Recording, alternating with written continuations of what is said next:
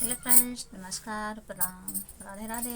स्वागत है आप सभी का हमारे यूट्यूब चैनल पर। दोस्तों, तो कैसे हैं आप लोग? उम्मीद करती हूँ कि आप लोग ठीक ही होंगे। जहाँ भी होंगे आप लोग तो स्वस्थ होंगे, मस्त होंगे, ठीक हो। और हम तो ठीक हैं दोस्तों। आप लोग कैसे हैं? प्यारा प्यारा सा कमेंट करके जरूर बताइएगा दोस्तों। तो हम एक छोटा सा देहाती सोहर गीत प्रस्तुत करने जा रहे हैं। आप लोग कैसा लगेगा कमेंट में ज़रूर बताइएगा। और हमारा वीडियो को लाइक कीजिएगा, सपोर्ट कीजिएगा।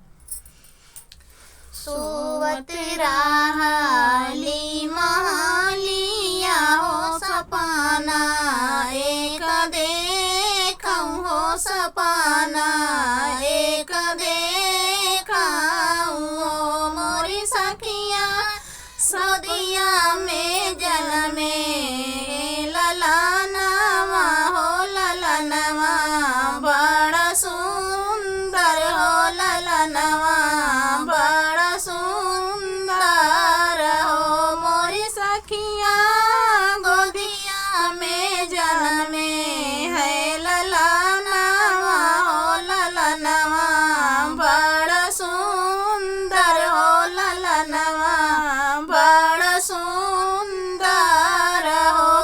मुहवा तला गई जैसे सूरज हो की नकिया, चांद ज्योति हो की नकिया, चांद ज्योति हो मोरी सखिया।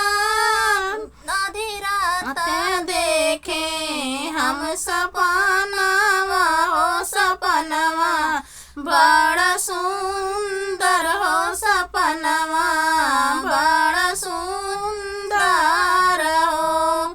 छोटे छोटे हाथ कई अंगूरिया हो कि दूधवा के शरीरिया हो कि दूधवा के शरीरिया हो मोरी सखी